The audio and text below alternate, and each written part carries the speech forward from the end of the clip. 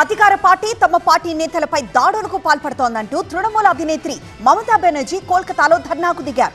పోలీసులు అనుమతించకపోయినా మొండిగా రోడ్డుపైనే బైఠాయించి నిరసన వ్యక్తం చేశారు మమతా బెనర్జీ.